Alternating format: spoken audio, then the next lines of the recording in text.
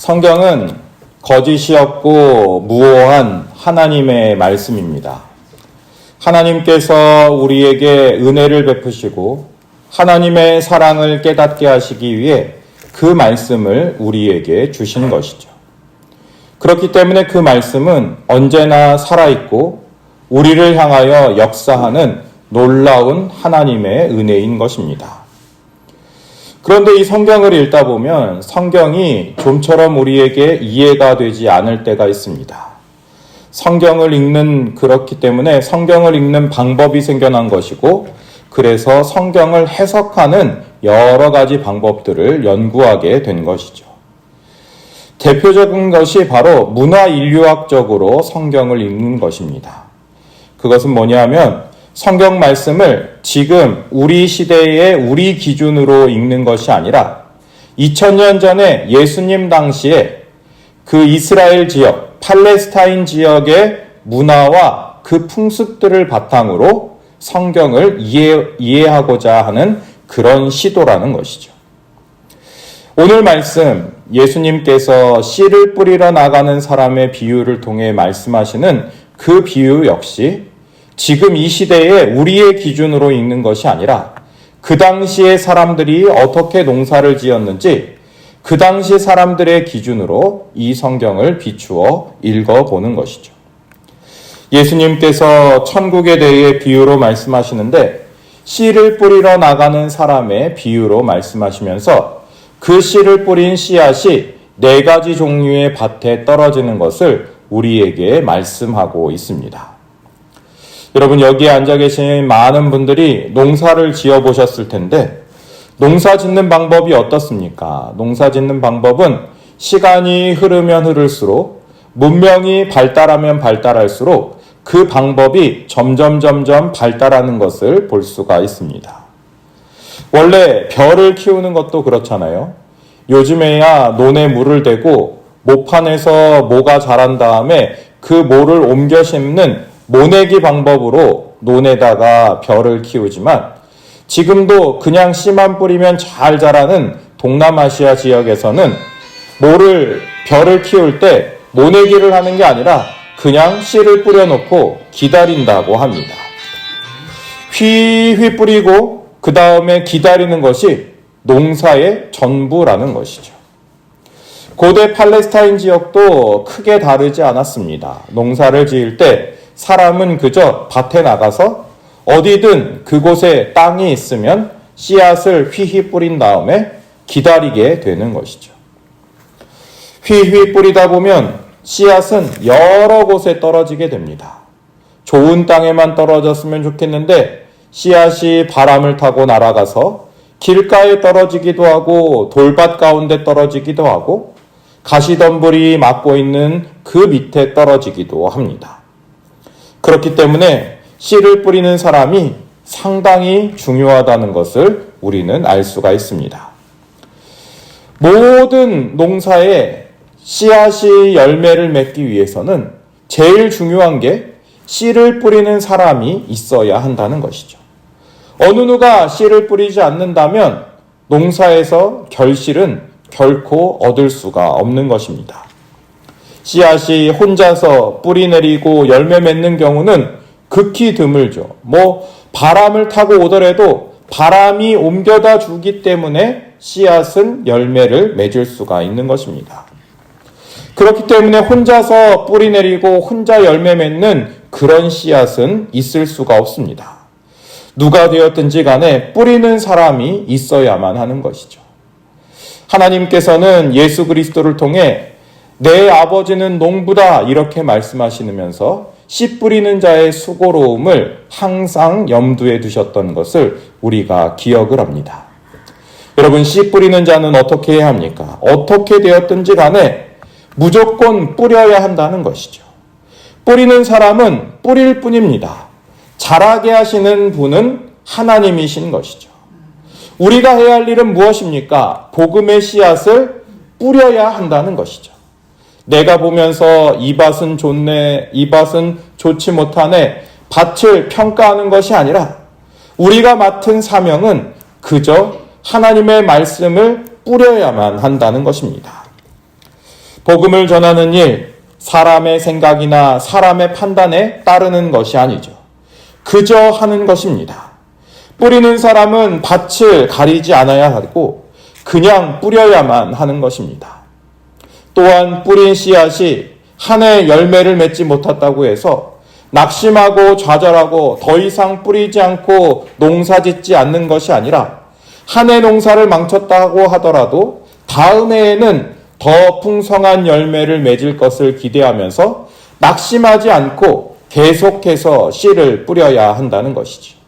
그것이 바로 하나님께서 복음의 씨앗을 뿌리는 우리들에게 바라시는 하나님의 마음인 것입니다. 여러분, 우리가 복음을 전할 때 내 생각, 내 판단에 따라 복음을 전할지 말지를 결정해서는 안 됩니다.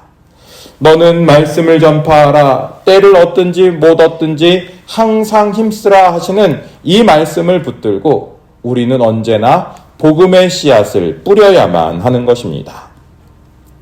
하나님께서는 로마서 10장의 말씀을 통해서 우리에게 말씀하십니다.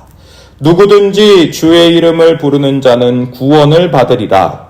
그런즉 그들이 믿지 아니하는 이를 어찌 부르리요? 듣지도 못한 이를 어찌 믿으리요? 전파하는 자가 없이 어찌 들으리요? 이렇게 말씀하셨습니다. 믿음은 들음에서 나며 들음은 그리스도의 말씀으로 말미암았느니라 주님께서 말씀하신 이 말씀을 기억하면서 우리는 언제나 하나님의 복음의 씨앗을 뿌리는데 열심을 낼 수 있는 귀한 믿음의 백성들이 되어야만 하는 것입니다. 여러분, 어떻게 씨앗을 뿌리겠습니까? 방법을 따질 일이 아닙니다. 무조건 해야만 하는 것이죠. 우리는 뿌릴 뿐이고 자라게 하시는 분은 하나님이신 것을 믿고 그저 뿌려야만 합니다. 여러분, 복음을 전할 때 방법이 중요한 것은 아니다라는 그런 이야기를 할 때 저에게 떠오르는 이야기가 하나 있습니다. 제가 자랐던 교회이면서 제가 사역을 했던 교회에는 예전에 굉장히 전도에 열심인 목사님이 한 분 계셨습니다. 그 목사님이 중등부를 지도하셨는데 그 중등부를 지도하시던 목사님이 아이들에게 전도대회를 이렇게 나타냈습니다. 전도대회를 할 때 어떻게 하냐? 학교에 가서 30명을 전도해 오면 그 당시 아이들이 갖고 싶었던 26단짜리 자전거, 굉장히 비싼 자전거였거든요.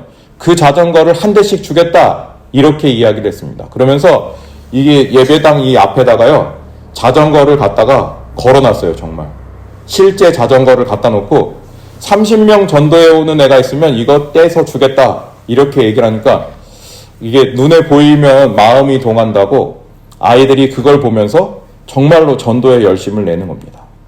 그러다 보니 그 동네에 중학교가 몇 개 있었는데 그 몇 군데 있는 중학교에 있는 거의 대부분의 아이들이 한 번씩은 다 교회에 왔다 가게 된 거예요. 그런데 한 친구가 있었는데 이제 마지막 주가 남았습니다. 이제 교회에 전도대회가 이제 이번 주에 끝이 나는데 이 친구가 29명까지 전도를 하고 한 명이 모자라는 거예요. 근데 이 친구 저 친구 다 다니면서 뭐 선배 후배 다 다니면서 교회 가자 했는데 정말로 그 근처에 있는 애들은 한 번씩은 다 교회에 와서 이 한 명을 채울 수가 없는 거죠. 근데 그 친구의 반에 한 명이 남았습니다. 그 아이는 누구냐? 아이들에게 왕따를 당해서 어느 누구도 교회 가자고 말을 한 번도 안 해본 거죠.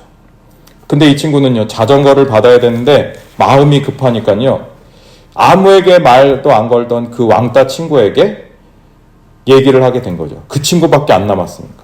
야, 너 교회 갈래? 그러니까 다른 친구들은 다 교회에 한 번씩 왔다 갔는데 한 번도 누가 자기한테 교회 가자고 말을 안 하니까 이 친구는 너무 기쁜 마음에 흔쾌히 교회에 따라 나섰습니다. 그래서 그 친구는 자전거를 받았는데 이 친구는 이 왕따 친구가 신경 쓰이는 게 아니라 자전거가 목적이었으니까 그 친구는 어떻게 되든지 신경을 쓰질 않았습니다. 선생님이 딱 봐도 이 친구는 다른 친구들과 어울리지 못하고 왕따를 당하는 것 같으니까 선생님이 더 신경을 쓰고 더 연락을 해주고 지금까지 어디서도 받아보지 못한 사랑과 관심을 받게 되자 이 친구가 교회에 정을 붙이게 되고 너무나도 교회를 좋아하게 된 것이죠. 그러다 보니 아이가 바뀌는 걸 보고 부모님도 너무나도 감동을 받아서 교회에 나오게 되고 그 친구의 누나들도 우리 동생이 이렇게 교회에 가서 바뀌었구나 하면서 믿음을 갖게 되고 온 가족이 교회에 와서 구원을 받고 지금까지도 신앙생활을 잘 하고 있다는 것이죠. 여러분, 전도의 방식이 뭐 이러냐? 아니, 어떻게 무슨 경품 행사도 아니고 예배당에 자전거를 걸어놓을 수가 있냐? 이렇게 반대하는 분들이 왜 없었겠습니까? 그렇지만 하나님께서 사용하시는 것은 방법이 문제가 아니에요. 그렇게 해서 한 영혼이라도, 아니 온 가족이 복음을 받아들이고 믿음을 얻게 됐는데 방법이 무슨 문제가 있겠습니까? 우리는 그저 씨를 뿌릴 뿐이고 자라게 하시고 열매 맺게 하시는 분은 오직 하나님이신 것을 믿으시기 바랍니다. 빌립보서 1장에 보면 어떤 이들은 투기와 분쟁으로 어떤 이들은 착한 뜻으로 그리스도를 전파하나니 이들은 내가 복음을 변증하기 위하여 세우심을 받은 줄 알고 사랑으로 하나 그들은 나의 매임에 괴로움을 더하게 할 줄로 생각하여 순수하지 못하게 다툼으로 그리스도를 전파하느니라. 그러면 무엇이냐? 거칠애로 하나 참으로 하나 무슨 방도로 하든지 전파되는 것은 그리스도니 이로써 나는 기뻐하고 또한 기뻐하리라. 사도 바울이 이렇게 고백을 합니다. 어떤 의도로 복음을 전파하든지 그리스도가 전파되면 그것으로 족하다. 이렇게 말하고 있는 것이죠. 씨를 뿌리러 나가는 사람은 밭을 골라가면서 씨를 뿌리는 것이 아닙니다.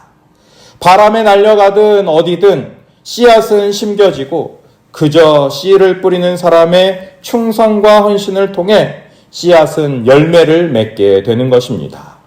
여러분, 이 사실을 잊지 마시고 언제나 복음을 전할 수 있는 믿음과 용기가 여러분들에게 함께하기를 원합니다. 오늘 말씀에는 그래서 네 종류의 밭의 이야기가 나옵니다. 원래부터 밭의 종류가 나뉘는 것은 아니죠. 원래부터는 모든 땅이 다 동일하게 밭입니다. 그런데 길이 나게 되죠. 처음부터 길이 난 곳은 아니라 산속의 오솔길을 한번 생각해 보십시오. 한 사람이 지나갈 때에는 길도 없는 곳이었지만 한 사람이 지나가고 두 사람이 지나가고 말 한 마리가 지나가고 두 마리가 지나가고 거기에 수레도 지나가고 마차도 지나가고 하면 그 길이 다져지고 다져져서 길이 되는 것입니다. 처음에 지나갈 때 땅이 단단해지기 전에는 그 땅을 금방 갈아엎으면 그곳은 길이 아니라 좋은 땅이 될 수도 있습니다.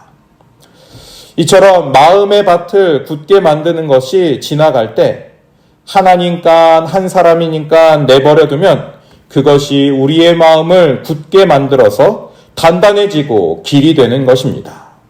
여러분, 그 길이 단단해지면 씨앗은 결코 뿌리를 내릴 수가 없습니다. 단단해진 우리의 마음밭에는 복음의 씨앗이 결코 뿌리 내릴 수가 없는 것이죠. 내 자아, 내 욕심이 마음의 밭을 단단하게 해서 결실하지 못하게 하는 것입니다. 그렇게 되면 공중의 새로 비유된 마귀 사탄이 와서 우리의 마음밭에서 복음의 씨앗을 가로채 버리게 되는 것이죠. 여러분, 우리의 마음을 굳게 하는 것들이 무엇이 있습니까? 여러 가지 내 욕심, 내 자아, 다른 사람들을 향한 원망의 마음, 미움의 마음, 이런 것들이 우리의 마음을 굳게 하는 것 아니겠습니까? 우리의 마음을 굳게 하는 것들이 한 번이면 괜찮겠지 하고 방심하는 사이에 점점 우리의 마음을 단단하게 만들어서 방심을 하게 만들고 우리의 믿음을 송두리째 빼앗아가게 되는 것입니다. 여러분, 작은 것에서부터 우리의 마음이 흔들릴 수 있다는 사실을 깨닫고 작은 것에도 방심하지 않는 철저함으로 믿음의 씨앗을 지킬 수 있는 여러분들이 되시기를 바랍니다. 두 번째 밭은 돌밭이죠. 돌밭에 떨어진 씨앗이 있습니다. 여러분, 밭에 돌이 있다는 것은 어떤 의미가 있습니까? 크게는 두 가지 의미가 있죠. 첫 번째는 돌이 있는데도 돌을 발견하지 못한 만큼 우리가 그 밭에 대해서 무관심하다는 것이죠. 여러분의 마음밭에 씨앗이 심겨서 열매 맺게 열매 맺는 것을 방해하는 커다란 돌멩이가 있는데 그것을 신경 쓰지도 못할 만큼 우리가 무관심하고 있지는 않습니까?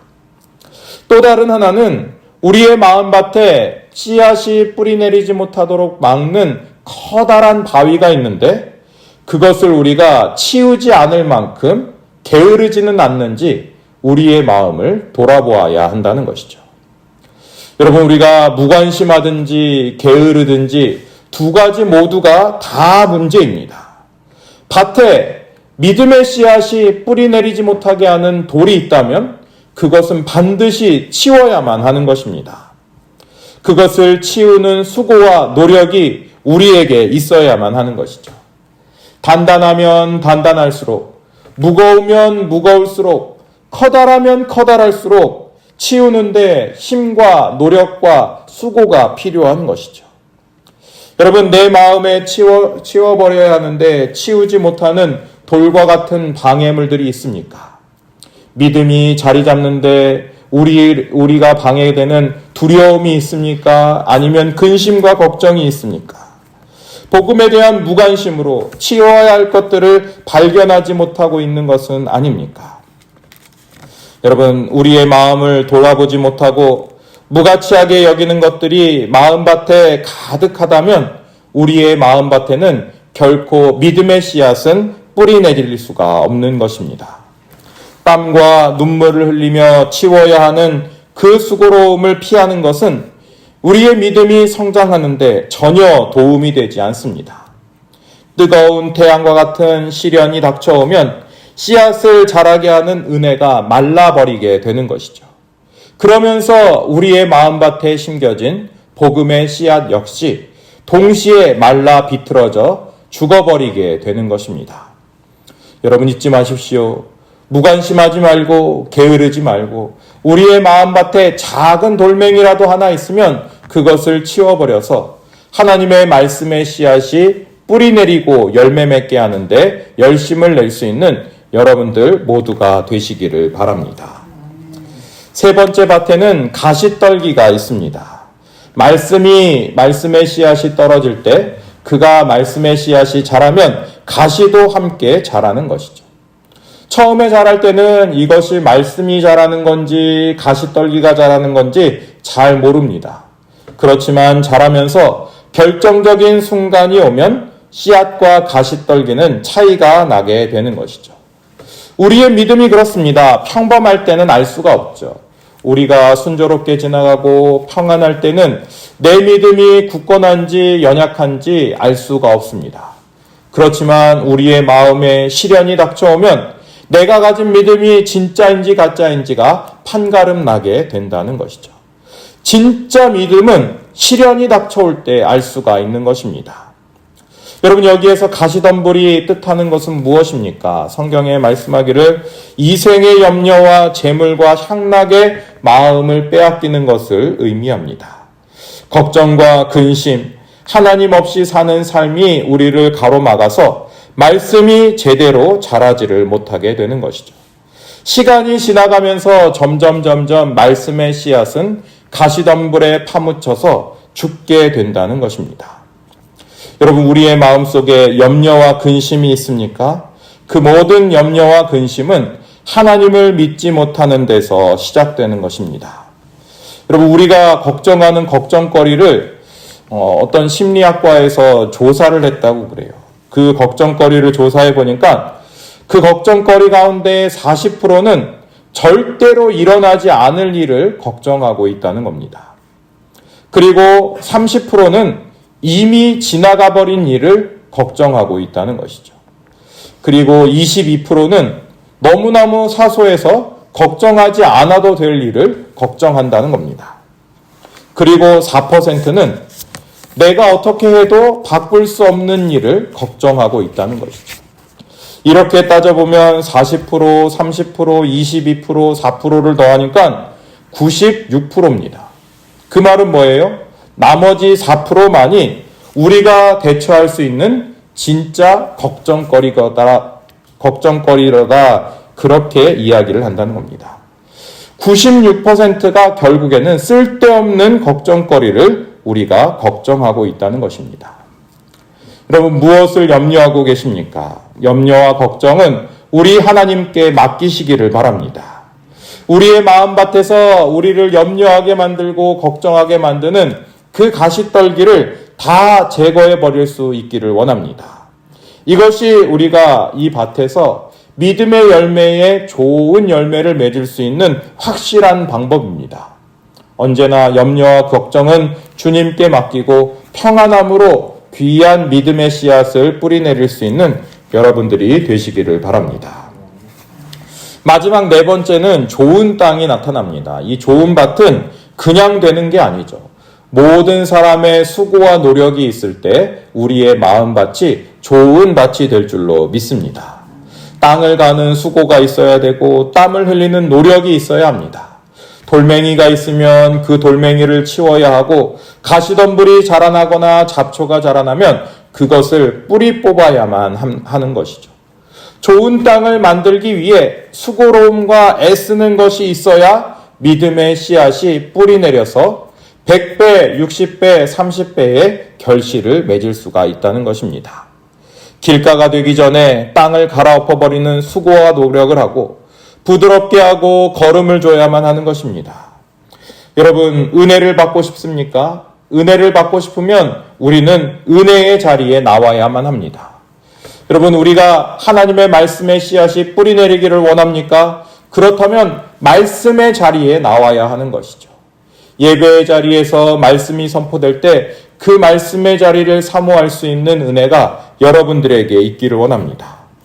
말씀의 씨앗을 받고자 하면서 말씀의 자리에 나오지 않는다면 이것은 마치 로또 1등 당첨되고 싶어야 하는데 로또를 사지 않는 것과 마찬가지죠. 일단은 로또를 사야 1등에 당첨될 것 아닙니까? 사지도 않으면서 당첨되기만 바라는 것은 이것은 있을 수도 없는 일입니다. 마찬가지죠. 은혜를 바라면서 은혜의 자리에 나오지 않는다면, 말씀의 은혜를 주시옵소서 하면서 말씀의 자리에 나오지 않는다면 그것은 잘못된 일입니다. 여러분, 말씀을 사모한다면 이 예배의 자리를 사모하시기를 바랍니다. 언제나 이 자리를 지키며 이 자리에서 하나님의 은혜가 넘쳐 흐르기를 바라면서 주님 앞에 간절히 기도하면 주님께서 은혜를 베풀어 주실 줄로 믿습니다. 주님은 이런 말씀을 하시면서 9절에 이렇게 말씀하시죠. 우리 9절 말씀을 한번 같이 읽어보겠습니다. 마태복음 13장 9절의 말씀입니다. 시작. 귀 있는 자는 들으라 하시니라. 아멘. 여러분, 세상에 귀 없는 사람도 있습니까? 우리 다 귀가 두 개가 있죠. 그런데 왜 예수님은 이런 말씀을 하시면서 귀 있는 자는 들으라 이렇게 말씀을 하셨을까요? 하나님의 말씀을 보면서 그것을 하나님의 말씀으로 받아들이지 못하는 사람에게는 이 모든 말이 헛것으로 들리지만 사모하는 심령에게는 하나님께서 귀한 은혜를 주시겠다 말씀하고 있는 것입니다. 여러분, 예수님께서 이 말씀을 하시면서 어떤 비유로 말씀하십니까? 우리 17절을 이어서 읽어보겠습니다. 17절입니다. 시작. 내가 진실로 너희에게 이르노니 많은 선지자와 의인이 너희가 보는 것을 보고자 하여도 보지 못하였고 너희가 듣는 것을 듣고자 하여도 듣지 못하였느니라. 아멘. 많은 사람들이 보고자 해도 보지 못하고 듣고자 해도 듣지 못했던 것 무슨 이유에서입니까? 그들이 사모하는 마음이 없었기 때문이고 예수님을 예수님으로 하나님의 아들로 메시아로 제대로 믿지 못했기 때문입니다. 여러분, 우리가 우리 마음속에 믿음이 있다면 주님의 말씀이 하나님의 말씀으로 우리에게 다가오게 될 줄로 믿습니다. 누가 깨달을 수가 있겠습니까? 하나님께서 은혜를 주시는 사람만이, 하나님의 말씀을 사모하는 사람만이 주님의 말씀을 깨달을 수가 있는 것입니다. 특별히 제자들은 예수님과 함께하면서 예수님이 그 말씀을 설명해 주시기도 하고 깨달을 때까지 함께 데리고 다니면서 귀한 은혜를 주셨습니다. 예수님 곁에 붙어 있으니까 그들은 말씀의 비밀을 깨닫게 된 것입니다. 다른 사람들은 다 알 수 없어도 예수님 곁에 있었던 제자들만이 그 비밀을 누리게 된 것이죠. 여러분, 우리는 예수님 곁에 붙어 있어야 하지만 말씀의 씨앗이 열매를 맺을 수가 있는 것입니다. 예수님은 나의 안에 거하라 나도 너희 안에 거하리라. 가지가 포도나무에 붙어있지 아니하면 스스로 열매를 맺을 수 없음 같이 너희도 내 안에 있지 아니하면 그러하리라 이렇게 말씀하셨습니다. 주님께 붙어있을 때만이 우리는 복음의 씨앗, 믿음의 열매를 맺을 수 있다는 사실을 잊지 마시기 바랍니다. 언제나 주님의 말씀을 사모하고 주의 전을 사모하고 주님 곁에 붙어있고 말씀 중심으로 교회 중심으로 우리의 삶을 살아가면 주님의 놀라운 은혜, 믿음의 씨앗이 우리의 마음밭에 심겨져 100배, 60배, 30배의 결실을 맺게 될 줄로 믿습니다.